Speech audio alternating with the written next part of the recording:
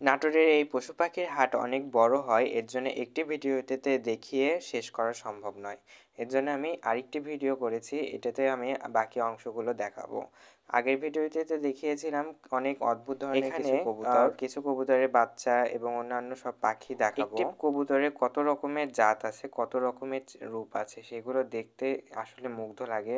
হাটে ঘুরে পাগল হয়ে যাচ্ছি যে সবগুলো যদি এখন আমি নিয়ে যেতে পারতাম আমার বাড়িতে, তাহলে যে না জানি কতই ভালো হতো।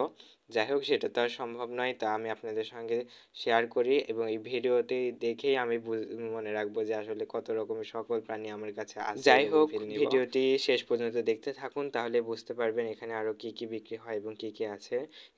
এখানে শুধু মাত্র পশু পাখির হাটও না, যে এখানে ম্যাচে থাকার জন্য বা ছোটখাটো একজন মানুষের থাকার জন্য বা বড় কোনো চৌকি বা যেটাই বলুন আপনারা, সে খাট সবকিছু এখানে পাওয়া যায়। কাঠের তৈরি সকল ধরনের সামগ্রী পাওয়া যায় এখানে।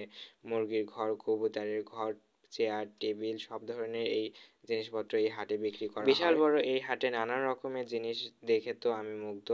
এখানে শুধু পশু পাখি নয়, এখানে অন্যান্য সকল প্রকারের সামগ্রী বিক্রি করা হয়। সকল প্রকারের সামগ্রী বাজেট ফ্রি এর মধ্যেই হয়, নিজেদের ইচ্ছে মতো জিনিসপত্র কেনা যায় এবং এই জায়গাটি একটি জায়গাতেই বিশাল বড়।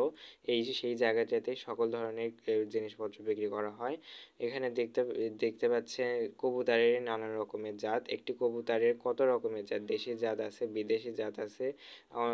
এক একটি কবুতরের রূপ এক এক রকম। কিছু কবুতরের লোমগুলো কোঁকড়ানো, কিছুটা দেখতে মুরগির মতো, কিন্তু সেটা আসলে মুরগি না, কবুতর। এখানে কবুতর এবং পাখির পাশাপাশি পাখির খাঁচা, পাখির খাবার, অনেক রকমের ওষুধ যেগুলো রোগ বালাই হলে পাখিদেরকে দিতে হয়, সকল কিছুই পাওয়া যায়।